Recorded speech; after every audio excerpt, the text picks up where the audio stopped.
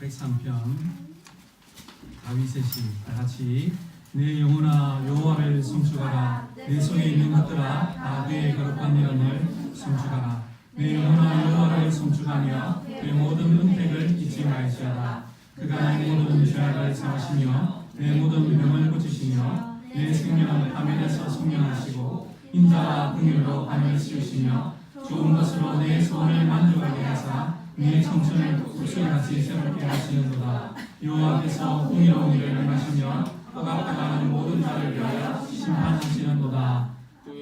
아멘. 자, 이번에는 마태복음 신약성경 마태복음 6장 11절 12절입니다.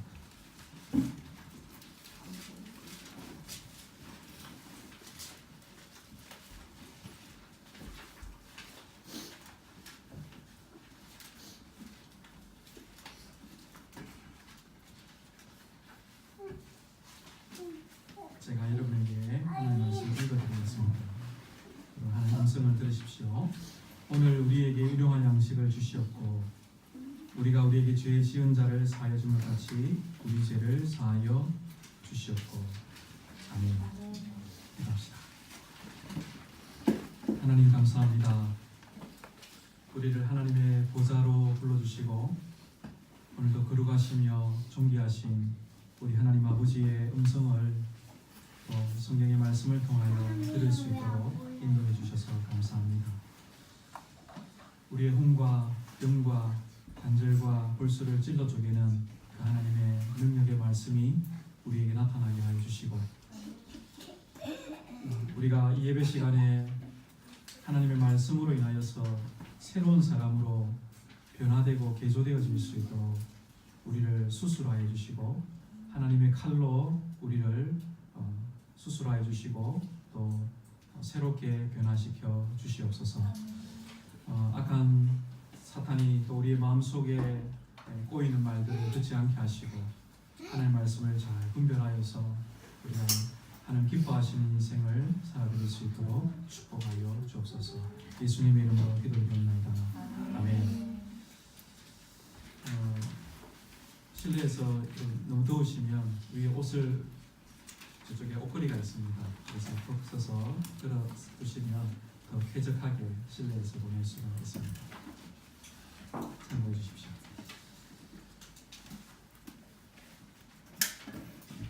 우리는 기도에 대하여서 계속 배우고 있습니다.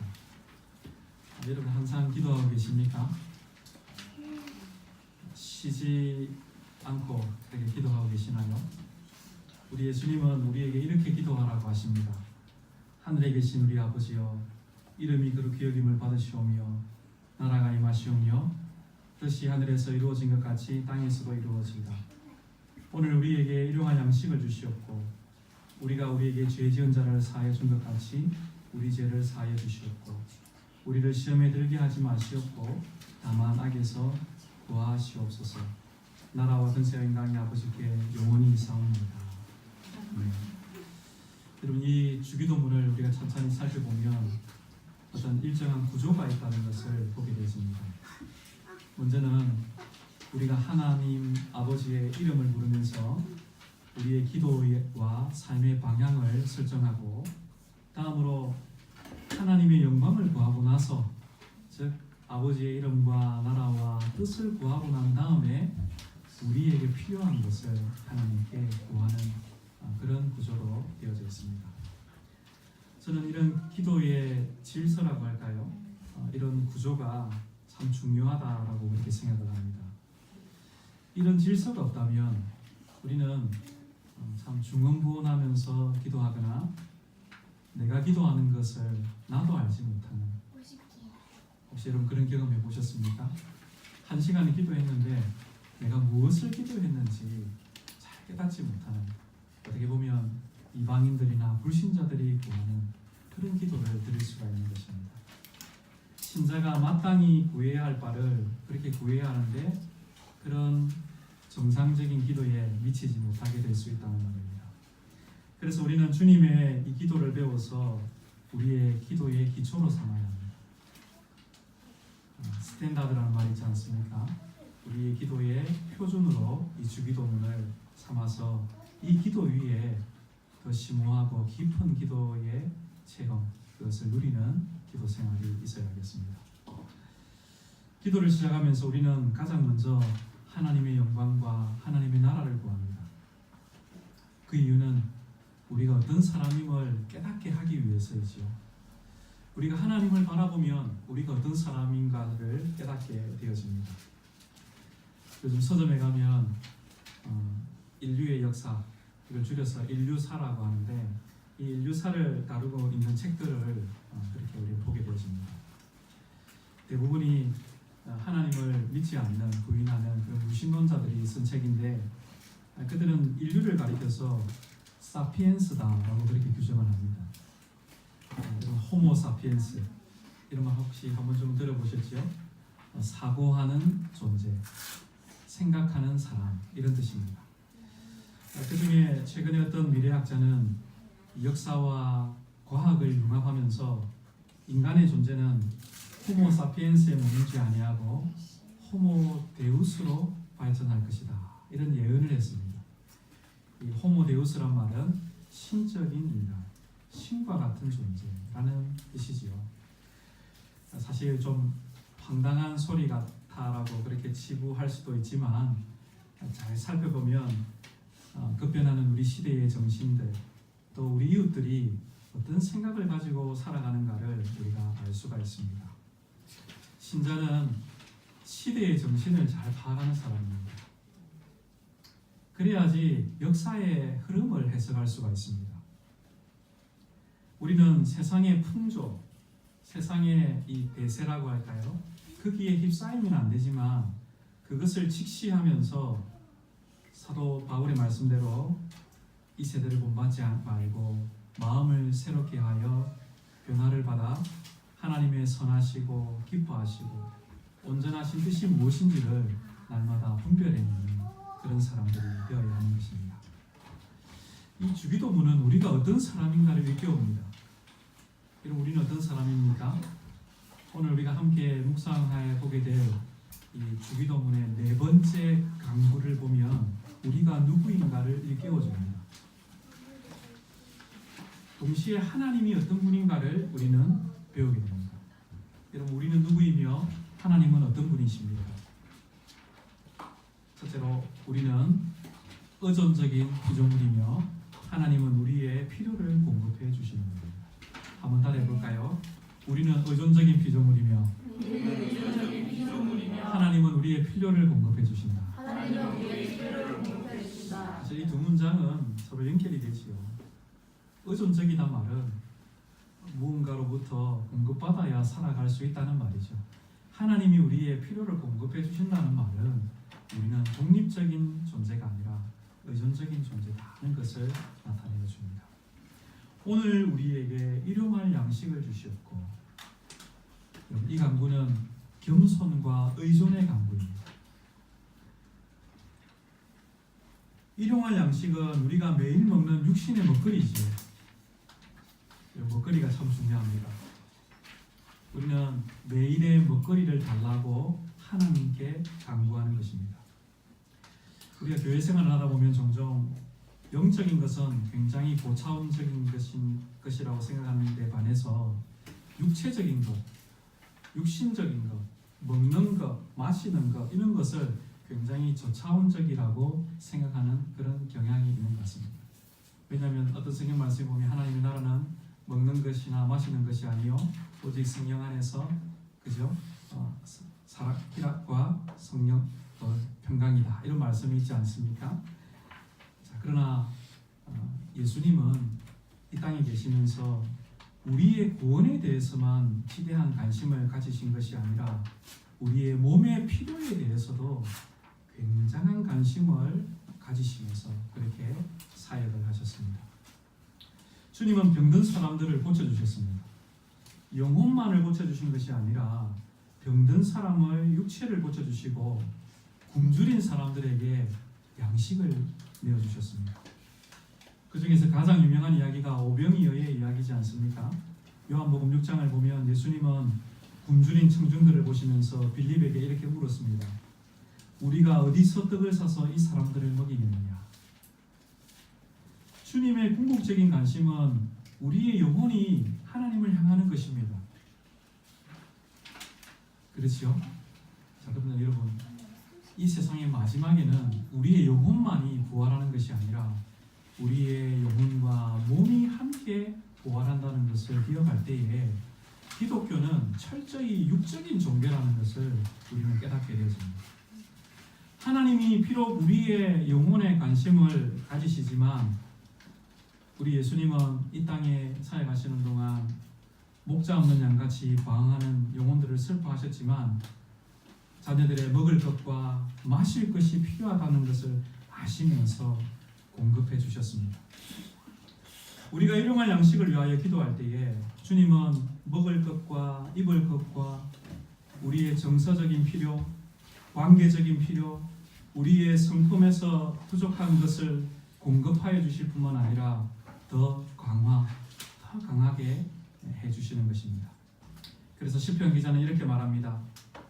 146편 15절과 16절을 보니 모든 사람의 눈이 주를 낭망하오니 주는 때를 따라 그들에게 먹을 것을 주시며 손을 펴사 모든 생물의 소원을 만족하게 하시나이다. 시편 147편 9절에 보니 들짐승과 우는 까마귀 새끼에게 먹을 것을 주시는도다 하고 있습니다. 이 계절이 되면 저희 교회 앞에 마당에 있는 감나무 위에 까마귀들이 막 날라옵니다. 왜 날라올까요? 감을 먹으려고 날라옵니다. 열심히 감을 쪼아먹고 있는 까마귀들을 보면서 우리 이 말씀을 생각하게 됩니다. 들짐승과 우는 까마귀 새끼에게 먹을 것을 주십니다. 누가 먹을 것을 주십니까? 하나님이 그 짐승에게 먹을 것을 내어주십니다. 예수님도 동일한 말씀을 하셨습니다. 공중의 새를 보라. 심지도 않고 거두지도 않고 창고에 모아들이지도 아니하되 너희 하늘 아버지께서 기르시나니라고 그렇게 말씀하셨습니다. 우리는 이 세상의 모든 좋은 선물과 은사가 하나님의 손에서부터 나온다는 것을 고백하는 사람들입니다. 할렐루야. 이것을 고백하는 사람이 참 복됩니다. 우리가 타고 다니는 자동차, 내가 사는 아파트, 그게 전세집이든 월세집이든 상관없습니다. 부모와 배우자와 자녀들, 여러분 이것들은 자연적으로 생겨난 것이 아닙니다. 내 노력으로 만들어낸 것이 아닙니다. 자수성가한 사람들은 자기 노력으로 다 그것을 만들어내었다라고 그렇게 착각을 합니다. 그러나 여러분, 우리에게 있는 모든 것이 하나님이 우리에게 주신 선물입니다. 하나님은 모든 좋은 것의 권원이십니다. 그래서 야고보 사도는 모든 좋은 선물과 은사가 다 빛들의 아버지께로부터 하늘로부터 우리에게 주어진다라고 그렇게 우리에게 말했습니다. 여러분, 이것을 깨달은 사람만이 참된 감사를 드릴 수가 있습니다. 성경은 이러한 진리를 우리가 잊어버리지 않도록 수많은 기적을 기록해 두었습니다. 창세기의 족장들은 하나님의 참 복을 많이 누렸던 사람이었습니다. 그들이 기적적인 자녀를 낳고 또 그들이 구하지 않았던 풍성한 재물을 얻었다는 것을 성경은 기록하고 있습니다. 출애굽기를 넘어보면 이스라엘 백성들은 광야에서 만나를 먹습니다. 선지서를 가보면 엘리야 선지자는 까마귀로부터 먹을 것을 공급받습니다. 사람들은 비가 안 와서 가뭄에 다 처해 있었지만 하나님께서는 그리 시냇가로 그를 인도하시고 물을 공급해 주셨습니다. 사렙다 가부의 집에 선지자가 갔을 때 그 가부의 기름병과 가루통에 기름과 가루가 마르지 아니하도록, 닳지 아니하도록 하나님은 공급해 주셨습니다. 엘리사 선지자를 통하여서는 선지자의 많은 생도들을 먹이시는 일도 있었습니다. 우리 예수님은 주님 보리떡 5개와 그리고 물고기 2마리로 5,000명, 때로는 7,000명이나 4,000명이나 되는 큰 무리를 그렇게 먹이신 일도 있었습니다. 여러분, 이 모든 기적은 일용할 양식을 주시는 분이 우리의 아버지시라는 사실을 우리의 무딘 마음에 새겨주시기 위해서 기록된 것입니다. 그래서 우리는 몸에 필요한 것을 자애로우신 하나님께 구하는 믿음의 담력을 가져야 하는 것입니다. 육신의 필요를 구하는 것은 믿음의 문제입니다. 여러분 꼭 기억하십시오. 육신의 필요를 구하는 것은 믿음의 문제입니다. 우리는 아프면 의사에게 달려갑니다. 돈이 필요하면 그것을 채워줄 방법을 구합니다. 노후 문제를 위하여서 연금을 준비하고 보험도 듭니다. 이것은 좋은 일입니까? 나쁜 일입니까? 그것은 좋은 일입니다. 우리는 그렇게 해야 합니다. 아프면 병원에 가야 되고 미래를 위하여서 보험도 들어야 합니다. 이것은 건강한 신학이요 개혁주의 신학이 가르치는 바입니다. 그러나 여러분, 만일 우리가 육신의 필요를 위해서 그것만을 의지한다면 어떻게 될까요? 보험만을 의지한다면, 연금만을 의지한다면, 내 통장에 든 돈만 의지한다면, 약사만을 의지한다면, 의사만을 의지한다면 그것은 어떠한 것일까요? 성경은 그것을 가리켜서 죄라고 가르칩니다. 우리가 하나님을 의지하지 아니하고 이 세상에 있는 모든 피조물들을 의지하는 그 행위를 가리켜서 성경은 우상숭배라고 그렇게 말하는 것입니다. 그래서 우리는 어린아이들에게 감기약을 먹일 때도 그냥 먹이지 않습니다. 신자는 그 감기약을 통하여서 우리의 몸을 낫게 하시고 건강하게 하실 하나님의 도우심을 구하면서 그렇게 약을 섭취하는 것입니다. 우리는 모든 것이 하나님 아버지의 손에서 나온다는 것을 알고 하나님만을 의지하는 사람이 되어야 할 것입니다. 일용할 양식을 달라는 기도는 우리의 생명 유지를 위해서 하나님께 생필품 청구서를 내미는 것이 아닙니다. 비록 우리 입으로 들어가는 먹거리에 대한 것이지만 더 깊은 의미는 내 생존의 문제가 주님께 달려 있으니 이제는 사람이 아니라 하나님만을 우리가 의지하겠다는, 그렇게 살겠다는 신앙의 고백이 이 기도 속에 담겨져 있는 것입니다. 이 기도의 근원적인 의미를 우리가 더 잘 이해하기 위해서는 우리 주님이 어떤 양식을 구하셨는가, 우리 예수님의 일용할 양식은 무엇이었는가를 우리가 살펴보아야겠습니다. 요한복음 4장 34절에 보니 우리 예수님은 이렇게 말씀하십니다. 나의 양식은 나를 보내신 이의 뜻을 행하며 그의 일을 온전히 이루는 것이다. 여러분, 주님의 일용할 양식은 다름 아니라 하늘 아버지의 뜻을 이루는 것, 이것이 바로 주님의 양식이었습니다. 여러분, 우리가 육신의 양식, 육신의 먹거리를 구하면서도 우리가 추구해야 할 근원적인 양식이 바로 이것입니다. 우리가 식사 기도를 할 때마다 우리 몸 튼튼하게 해달라고 맛있는 음식 주셔서 감사합니다 라고 그렇게 기도할 뿐만 아니라 더 나아가서 이 식사를 통해서 공급되는 내 모든 에너지의 동력을 통하여서 하나님의 뜻에 참여하고 그것을 이루어내는 삶을 살게 해달라고 하나님께 우리는 기도해야 하는 것입니다. 에너지 섭취가 우리 기도의 목적이 되어서는 안 됩니다. 그 섭취된 에너지로 어떤 삶을 추구할 것인가가 우리의 삶의 목적이 되어야겠습니다.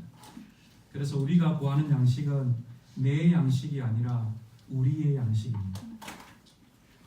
하나님이 주신 양식으로 내 배만 배불리는 사람이 아니라 다른 사람도 생각하는 사람이 되라는 것이지요. 초대교회는 이것을 실천했습니다. 오순절날 성령님께서 오셨을 때에 사람들은 자기들의 재산을 다 팔아서 함께 그렇게 통용을 했습니다. 사도행전 2장 44절에 보니 믿는 사람이 모든 물건을 서로 통용하였다라고 했습니다. 우리 사도행전의 기사를 읽을 때마다 이건 우리하고 참 맞지 않는 것이라 생각을 합니다. 우리는 후기 자본주의 사회에 살고 있고 그들은 고대에 살았던 사람이기 때문에 서로 형편이 다르고 또 경제 활동이 다르고 여러 가지 상황들이 다르기 때문에 우리는 그렇게 할 수 없다라고 생각을 하는 것 같습니다. 그러나 여러분, 여기에 중요한 정신을 우리는 이어받아야 되겠습니다. 우리에게 일용할 양식을 주시옵고라고 기도하는 사람들은 그 양식이 나의 것만이 아니라 우리의 것, 내 양식 안에는 다른 사람의 목도 포함되어져 있다는 것을 깨달아야 하는 것입니다. 이것이 참 중요합니다. 내가 번 것이라고 해서 모든 것이 내 것이 아니라 하나님은 내가 번 것 속에는, 내가 가지고 있는 것 속에는 다른 사람을 위한 몫이 있다 하는 것을 우리가 깨닫기를 원하시는 것입니다. 여러분, 흔히 우리 잉여물이라는 표현을 쓰잖아요. 넉넉한 것이죠. 흘러넘치는 것입니다. 이 우리의 삶의 잉여물들을 우리가 어떻게 사용해야 할 것인가? 우리는 기회를 잘 엿보아야 합니다. 그리고 지혜롭게, 참 이게 중요합니다. 기회를 엿보고 지혜롭게 다른 사람들과 그 흘러넘치는 넉넉함을 나눌 수 있는 사람들이 되어야 되는 것입니다. 이 지혜가 우리에게는 믿음과 더불어서 믿음으로 말미암아서 주어지는 것입니다. 이것을 요한일서에서는 말과 혀로만이 아니라 행함과 진실함으로 형제를 사랑하는 것이다, 이렇게 표현하고 있습니다. 오늘 여러분이 그런 주님이 바라시는 사람이 되기를 주님의 이름으로 축복합니다. 아멘. 두 번째로 우리는 죄를 용서해 주시기를 기도합니다. 이것이 다섯 번째 강조입니다. 우리가 우리에게 죄 지은 자를 사하여 준 것 같이 우리 죄를 사하여 주시옵고. 여러분, 이것은 하나님이 우리의 죄를 용서해 주시는 분이라는 사실을 우리에게 알려줍니다. 양식을 구하는 기도와 용서를 구하는 기도는 서로가 밀접하게 연결이 되어져 있습니다. 부족과 결핍이 매일 우리의 삶에 찾아오듯이 죄악도 날마다 우리를 찾아오기 때문입니다.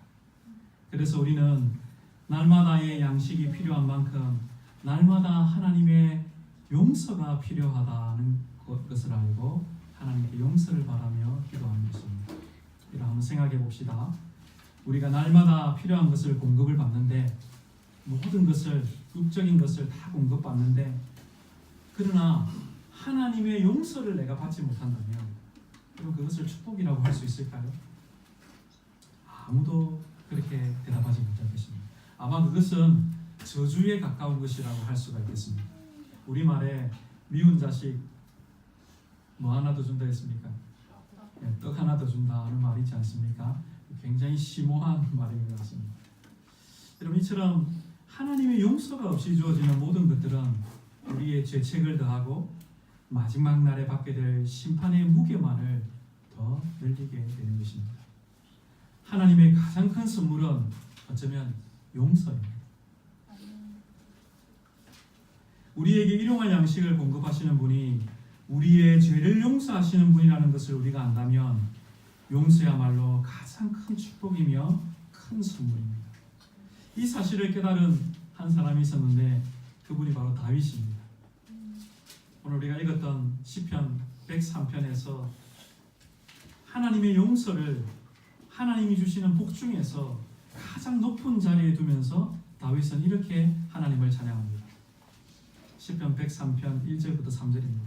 우리 다 같이 한번 읽어봅시다. 시작.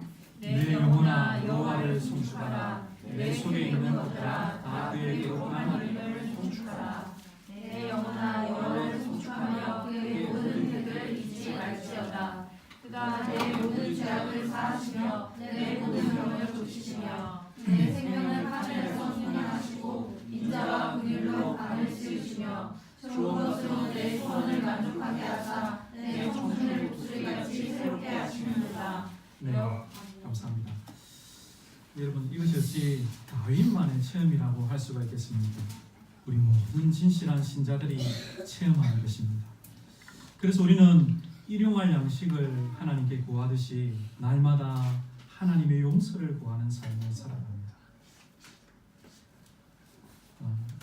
구원파라고 알려진 우리 시대의 이단 교회가 있습니다. 여기 고속도로를 타고 오다 보면 서초구청 옆에 강남교회라고 큰 건물이 있죠.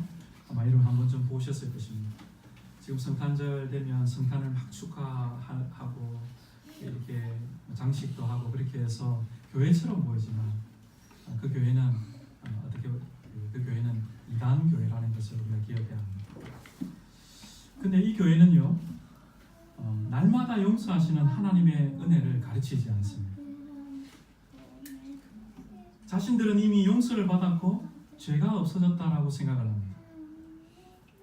여러분 어떻게 생각합니까?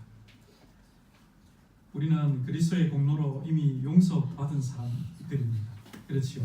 우리는 이미 용서받은 사람들입니다. 그러나 우리는 여전히 죄인들입니다. 참이 모순되어지는 이런 이야기인 것처럼 보이지만 청교도들은 신자 안에 잔존하는 죄의 영향력을 보면서 신자들을 가리켜서 용서받은 죄인이다 이렇게 불렀습니다.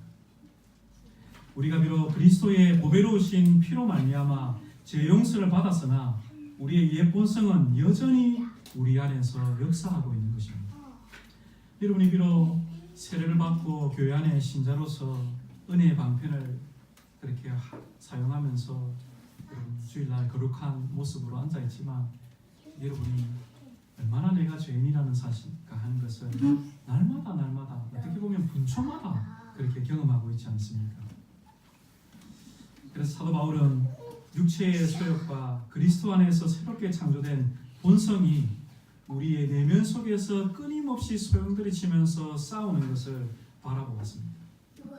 그러면서 그는 이렇게 고백했습니다. 오호라 나는 공고한 사람이로다.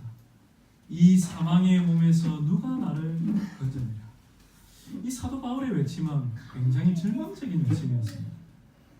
그리스도 안에서 의롭다고 인침을 받았지만 그러나 그 육체의 소욕으로 말미암아 절망 가운데 있는 사망 가운데 있는 그의 육신을 보면서 오호라 나는 공고한 사람이로다.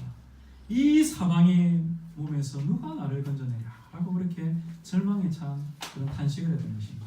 그러나 이어서 그 절망에 찬 탄식은 희망으로 바뀌게 됩니다. 왜 그렇습니까? 그리스도 예수님을 그가 보았기 때문입니다.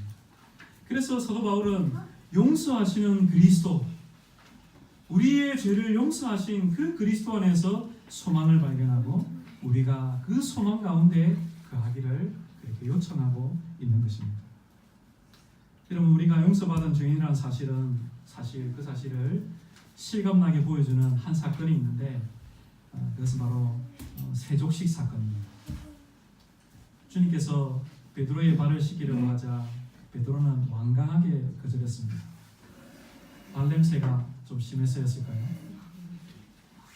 그러나 주님이 베드로의 발을 씻기는 것이 베드로의 구원에 꼭 필요한 것이라는 것을 설명해 주시자 베드로는 주님 내 냄새나는 발뿐만 아니라 내 손과 내 머리도 씻어주옵소서 라고 그렇게 요청했습니다. 근데 주님은 그럴 필요가 없다라고 그렇게 대답하셨습니다. 예수께서 이르시되 이미 목욕한 자는 발밖에 씻을 필요가 없느니 온몸이 깨끗하니라 이렇게 말씀하셨습니다. 베드로는 벌써 온몸을 그리스도 안에서 씻은 사람이었기 때문에 이제는 발만 씻으면 되는 것입니다. 여러분 이 씻음을 가리켜 우리는 칭의라고 부릅니다. 하나님이 나를 의롭다 여기시며 용서하셨다는 뜻입니다. 그러나 의롭다고 용서받은 사람이라고 할지라도 날마다 죄를 범하면서 자기 발을 더럽히는 삶을 우리는 살아가게 됩니다. 그래서 우리는 날마다 발을 씻고 깨끗해져야 하는 것입니다. 이것을 성화라고 합니다. 혹은 이것을 매일의 회심이다 라고 그렇게 부릅니다. 이미 의롭다라고 여겨진 사람이라 할지라도 성화되어져 가는 삶, 매일의 회심이 매일의 용서받는 삶이 우리에게는 필요한 것입니다. 일용할 양식을 기도하듯이 일상에서 짓는 모든 죄를 우리 하나님께 어린 자녀와 같이 용서해 주시기를 우리는 구해야 하겠습니다. 자, 그런데 이 5번째 강구를 보면 용서의 근거가 무엇인지에 대해서는 말하고 있지 않습니다. 그렇지 않습니까? 그러나 이 주기도문을 지금 가르쳐 주시는 우리 구주께서 바로 그 용서의 근거가 되십니다. 우리는 기도할 때마다 갈보리 언덕에서 우리를 위해 보배로우신 피를 흘려주신 우리 구주 예수님을 바라보아야 합니다.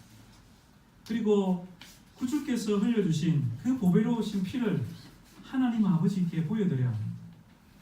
그러면서 우리의 죄를 용서해 달라고 간구해야 하는 것입니다. 그때 하나님의 용서가 있습니다. 우리의 공로가 아니라 바로 우리 구주의 흘리신 그 피의 공로를 보시고 우리를 용서해 주시는 것입니다. 다윗은 이 용서의 기쁨을 미리 맛본 사람이었습니다. 그래서 시편 32편 5절에서 이렇게 간증을 합니다.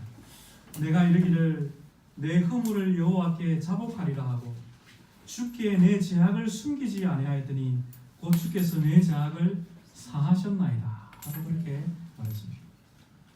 우리도 죄의 용서를 받기 원한다면 구주의 보배로우신 피로 몸과 발을 씻기를 원한다면 하늘 아버지 앞에 우리의 죄를 자백하고 하나님의 자비를 간청하기만 하는 겁니다. 그렇게 한다면 우리도 다윗처럼 이 용서의 기쁨을 맛보게 되어질 것입니다. 자, 그런데 이 다섯 번째 강구를 우리가 보니까 이 죄의 용서가 일종의 거래처럼 보입니다. 그렇지 않습니까? 우리가 다른 사람의 죄를 용서해 주어야 나도 죄를 용서받을 수 있다라고 그렇게 말하는 것처럼 들립니다. 만일 그렇다면 내가 다른 사람의 죄를 용서해 주어야지 내 죄를 용서받을 수 있다면 이것은 일종의 거래지요. 그런데 그렇다면 그것은 순수한 은혜의 선물이 될 수 없을 것입니다. 만일 그런 식으로 우리가 용서를 받을 수 있다면 우리는 정말이지 소망이 없는 사람이었을 것입니다. 왜 제가 이런 말을 드리는지 여러분은 알 것입니다.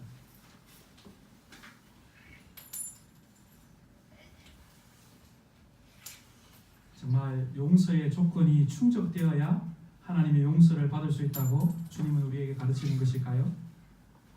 절대로 그렇지 않습니다. 오히려 그 반대라고 할 수 있습니다.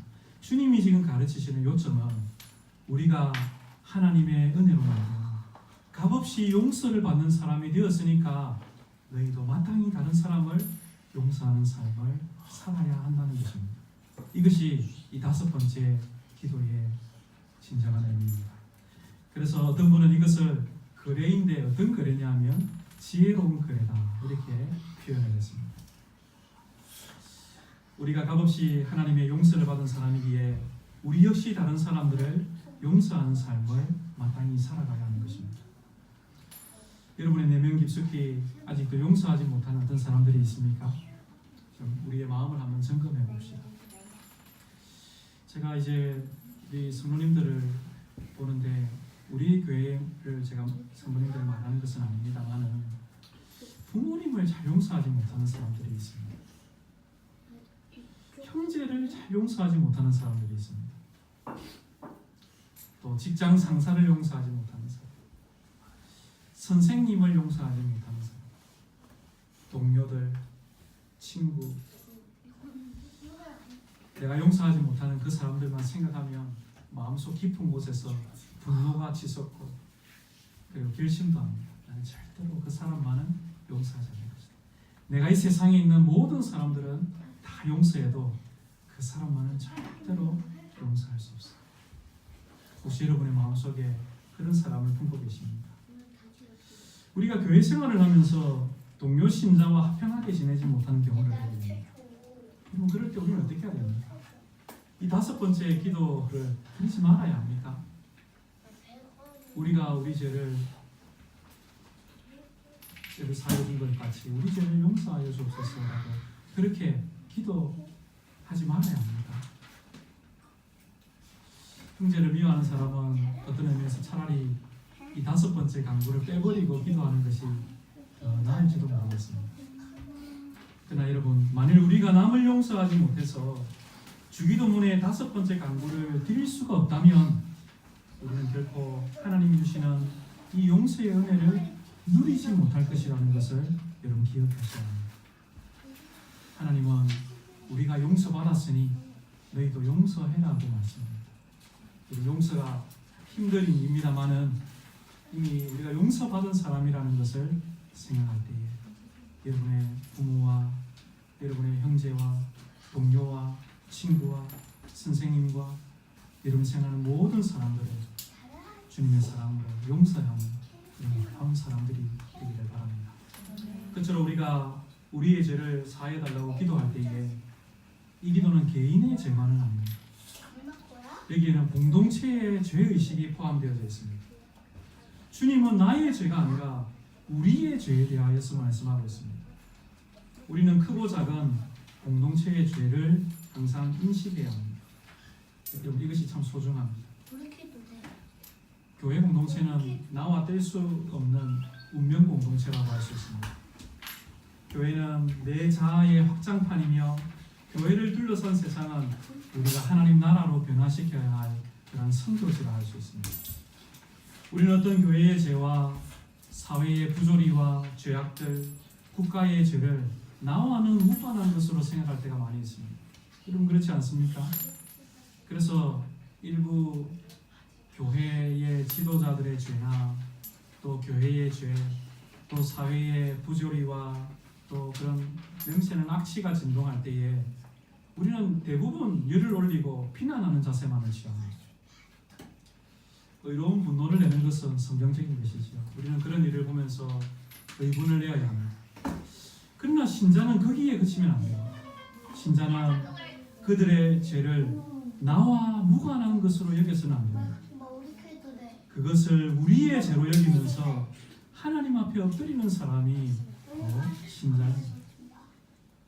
우리는 교회 공동체뿐만 아니라 세상에 냄새나고 끔찍한 죄를 슬퍼하면서 우리의 죄로 여기면서 엎드릴 수 있는 사람이 되어야 하는 것입니다. 여러분, 이웃의 죄를 향하여 비난만 하지 마십시오. 그것이 우리의 죄라는 것을 우리는 기억해야 합니다. 주님은 이런 사람을 향하여서 애통하는 자는 복이 있나니라고 선언하십니다.